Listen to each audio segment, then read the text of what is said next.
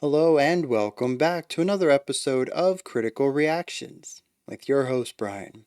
We're going to wrap up both this week and today with a special selection, which is where one of you tell me exactly what it is I need to check out. Today's comes at us from Hunter, the Appleseed cast, Marigold, and Patchwork. That's what we're going to be checking out today. This comes off of the 1998 The End of the Ring Wars album. I have no idea what we're in store for, so let's just dive straight into it and see what the Appleseed cast has in store for us today.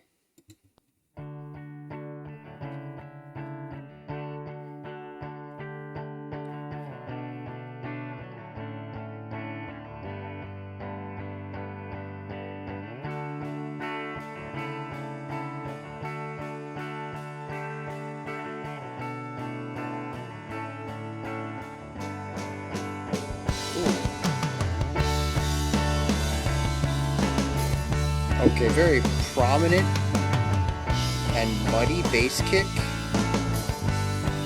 The snares too, it's just a low-fi production across like a mid-fi. It's raw, I think, is where I want to go with this.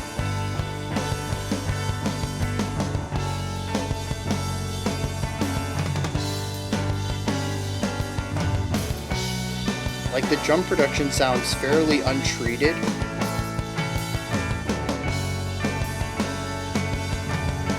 There's this dissonant guitar over here. And the dissonance is just very compressed. Alright, I think I'm getting in the mood for this.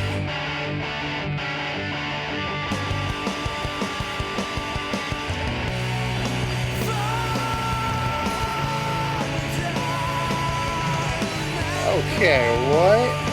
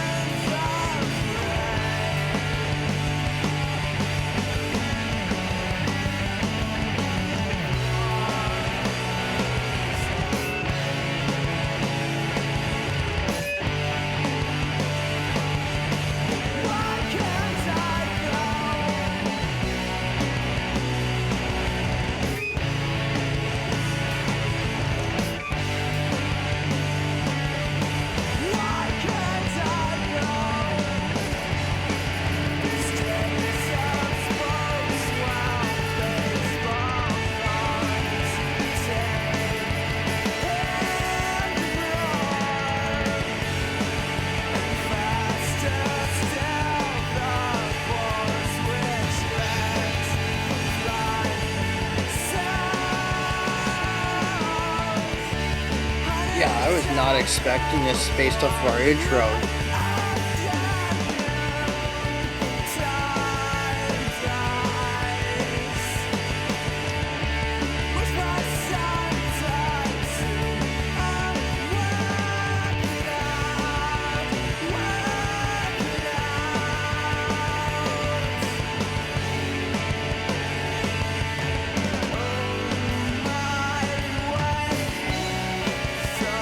Yeah, those harmonics are a nice touch.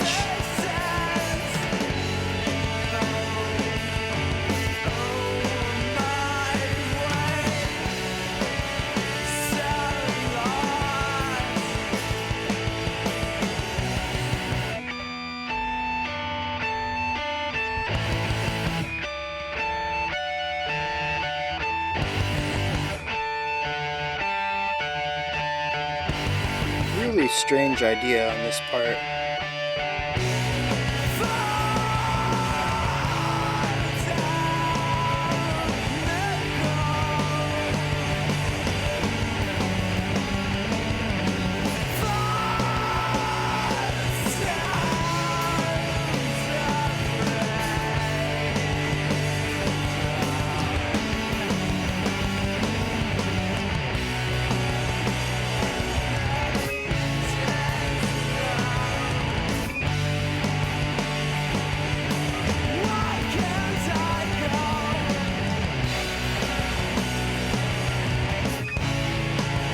Really interesting use of stops. of course, that time I don't.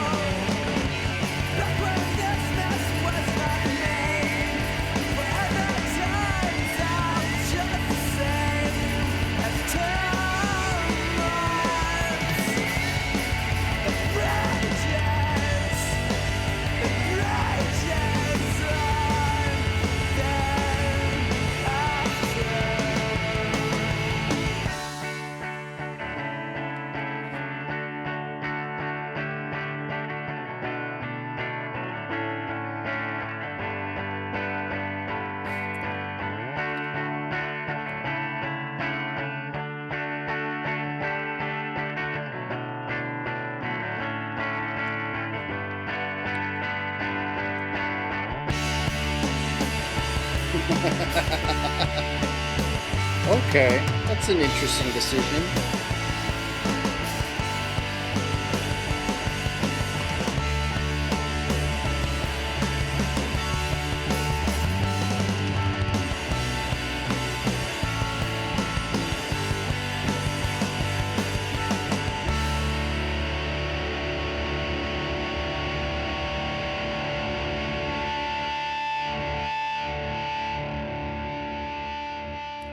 All right. Huh.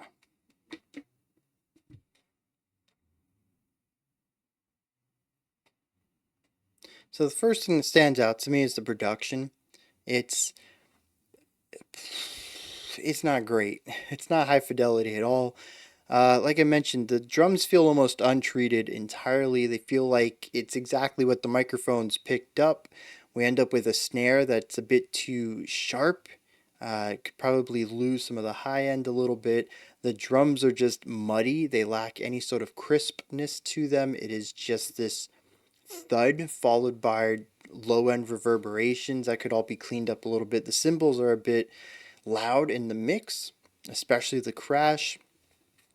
The guitars frequently have a lot of just compression to them. I mean, they're overdriven, sure, they're compressed, sure, but to the point of kind of losing some of the additional characteristic of it, with allowing some of the compression and the high end elements to be removed from it by having too much clipping and compression put on it. It's removing too much of the original information, right? That's what's going on with them. Um, Even the vocals, when we listen to them, they are not as clear. It doesn't sound like we're in the same room with them. It sounds a bit muffled, like it's a room over with very thin walls, sure, but still not very clear. And so all of this tells me that it's probably didn't have a lot of funding for the production of it. Maybe they only had a little bit of time in the studio. Lots of things could go into this. It also could have been entirely intentional, as we've listened to a ton of indie rock and early emo bands go for very similar sounds. So I don't think it's bad or distracting, but it is the first thing I picked up on in this track. Now, the other thing that really stood out to me was genre. I just mentioned that some early emo would utilize a similar production style, and I think that's what this is. It feels like it wants to border on screamo. There are a couple of vocal deliveries that have a bit of tension and distress put into them, allowing them to have a harsher delivery. We never go into a full on scream though, but the music certainly feels right for it. It also feels like post hardcore in some sense. Maybe a proto post hardcore, maybe early on first wave influences. I don't know. There's a heavy emphasis on emotional elements of chord progressions, the timbre of the instruments, the way that they sound, more so than any sort of melodic drive coming out of much of the instrumentation. The only thing melodic is really coming out of the vocals, and those are rather simple and repetitive. If we get rid of the lyrics and just focus on the notes, if we were to transcribe the vocal bit to paper, to sheet music, I think we would find two or three ideas that are just repeated over and over and over, much like a guitar riff. There's not really a lot going on there. They're all in the same range of pitch. They all follow similar vibes. It's a lot of holding out of singular notes while everything else sort of moves under it.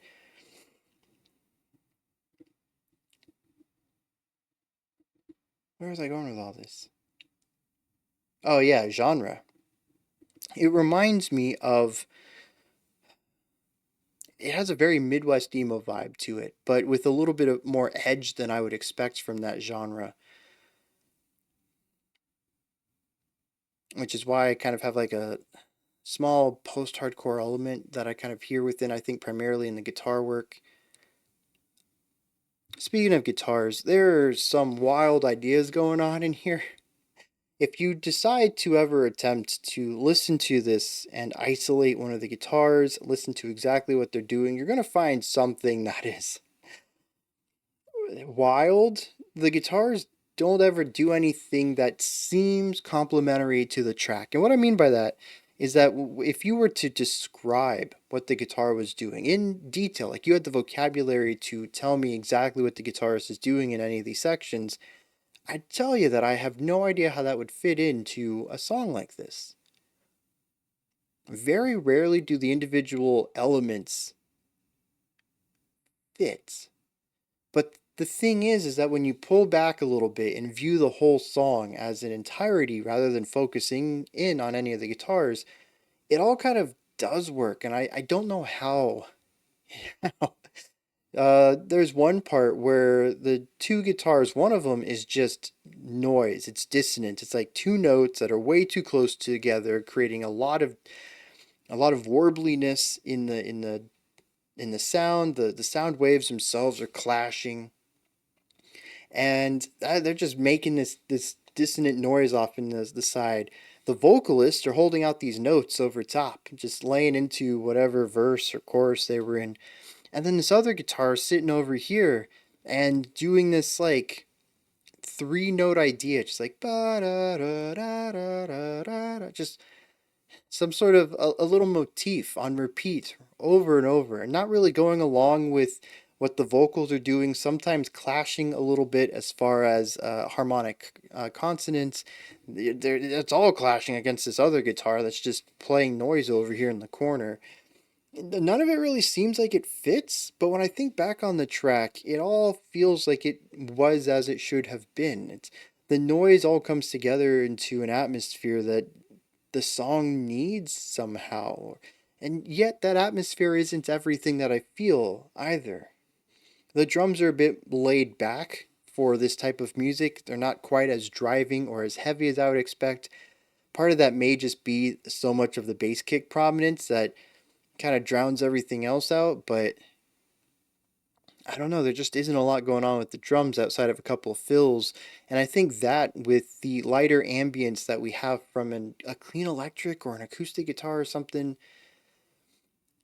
that's sort of what I locked into. That's what I feel the most. The chaos was always pushed into the mix. Like I said, you really have to listen for those lines to hear them. They're hidden underneath the sort of bittersweet feeling in our chord progression that we get throughout all of this. And that mixed with the long, uh, almost melancholic singing feels like somebody mourning, somebody trying to deal with their emotions and just letting it all out. And sometimes those wails end up turning into harshes, just adding a little bit of compression to them. It is somebody at the edge of their emotional capacity. That's what I get out of this track. It all comes together to that idea right there. Trying to traverse the pain of the chaos, or the pain that the chaos represents, and all the noise of that, not knowing where to go forward, how to go forward, not knowing how to deal with any of this, and all of it being met with this warm bittersweetness, tragedy mixed with not joy, but happiness of a sort. The song isn't entirely negative, but it certainly isn't a positive vibe throughout either. it all absolutely comes together into a unified experience, even if, as I stated, every individual section feels like it doesn't belong in here at all. And I find that really fascinating. Now, of course, we have our opening and ending. I don't know how to go about these yet. I think knowing the story, the lyrics, is going to help a little bit more with those, but I honestly thought we were going to be listening to some straight up indie rock given the introduction to the track. And as soon as that sort of gave way for the electric guitars, I kind of heard where that was going. I forgot all about the indie rock intro until we got to the outro, which was a strange idea. We took the chord progression we were utilizing, gave it to a clean electric guitar, and then just kind of cut to that alone. It was quiet, it was somber, it was isolating, and it was slowly drifting out, fading out of the song. Or at least I thought it was, and then the band comes back in, only to fade out again. It's a very strange ending. We had a perfectly good ending, and the expansion to that, returning back to the idea where we were, I don't think added much to it. Maybe when we get to that last stanza, it'll make sense for this little callback. But from a purely musical perspective, it comes out of nowhere, and I don't really think it adds much to the conversation in any meaningful way. The last thing I want to touch on is just real quick. I don't have a lot to go into here, but it's the use of space. Towards the end of the song, we began to see at the end of a riff, there would be a half beat of silence, just a little poke of emptiness, where pretty much everyone would mute their instrument before coming in on the downbeat of one to start the phrase again, sometimes on a different note if we were following through on a chord progression. We heard a ton of this, and as soon as I went to point it out, it was the bar that we had to fill into the next section where we stopped exploring this concept, but it did appear quite a bit towards the end of the track, and I found that to be really interesting. One time is a stylistic choice. 5, 6, 8 times? I feel like it begins to mean something at that level. I'm not quite sure what, but it is something that stood out to me in their compositional choices that I don't hear too often in this style of music. I found that to be really cool, and it makes me want to explore more of their music to see if they do any other sort of experimentation of composition in that regard and find ways to extrapolate on ideas that are sparingly used as a core element of a riff. With that said, I'm going to dive into some lyrics and see what's going on there. Now, I think I was right about a feeling of bittersweet release of anguish, of pain, particularly the back half of the track. There really aren't a lot of lyrics. We're going to look at the final 6 or so, and then I'm going to double back to the first 8 because they don't make a lot of sense to me. It says, I'll work it out my way. So many faces, so lost. Why can't I go back when this mess was not made? Forever turns out just the same as 2 months that rages on then after. I like that. It's a very interesting way to go about writing this idea, but it talks about, recognizing that a lot of people are lost possibly because of something you did, and how 2 months of your life turned out to be no different than forever. It could be that these 2 months defined everything that would go forward for this person. And it's not just that forever goes on. It's that it rages on after those 2 months. It is just pain. Now, I mentioned the first half makes no sense to me, though, and I understand the words. There's no vocabulary in here that I falter on. It's the way that they're used. The opening, I think, paints a specific picture. Fall down, marigold, fall sounds of rain, why can't I go? This idea about being stuck. Rain, I think, symbolizing sorrow, loss, pain, and not being able to get out of this. That all makes sense to me. It's these next couple of lines that it feels like I mean, I am reading English, but Huh? Says those days when spokes wound baseball cards tear hear them roar, and faster still those boards which let fly souls honeysuckle walk right afternoon time dies wish for sometime soon. I don't know. It's a flurry of words that I don't think belong together, and I'm curious if there are some pauses in there. But I tried to read them a few different ways, putting commas in that weren't written, hoping to create, I don't know, compound sentences where I could make any sort of heads or tails of it. And no, it's kind of weird. If anyone has insight into that, let me know. These are my thoughts. Appleseed Cast, Marigold, and Patchwork. This feels like a song and an album that I'll have to check out whenever I get around to the post-hardcore journey. I do think that this sits on the cusp of that. Although maybe it does fit closer to emo. Maybe I should do an emo journey too, because I do like my emo music. Anyways, those are my thoughts. What are yours? Let me know down in the comment section your thoughts, perspectives, and opinions on this track. Let me know if you have anything to add on to what I said or correct me on. Above that, in the description box, you'll find a link to Linktree. It takes you here to this menu. You can find links to my music, ways to support the channel, a link to the Discord server, and so much more. Above that, if you could, like, subscribe, and ring the bell. I greatly appreciate all three of those. That wraps it up for this one and for this week. I'll be back tomorrow, 5 p.m. Eastern Standard Time, 9 p.m. UTC. We're going to check out an album. Some of you may be excited about it. It is Exol from Ne Obliviscaris. Kind of a big deal, I think. But if you're not interested in that, we do have the live stream at 11 a.m. Eastern Standard Time, 3 p.m. UTC on Sunday morning. Until next time, remember to be critical, not cynical, of the music you listen to, and have a fantastic morning, afternoon, or evening, whenever you choose to watch my videos.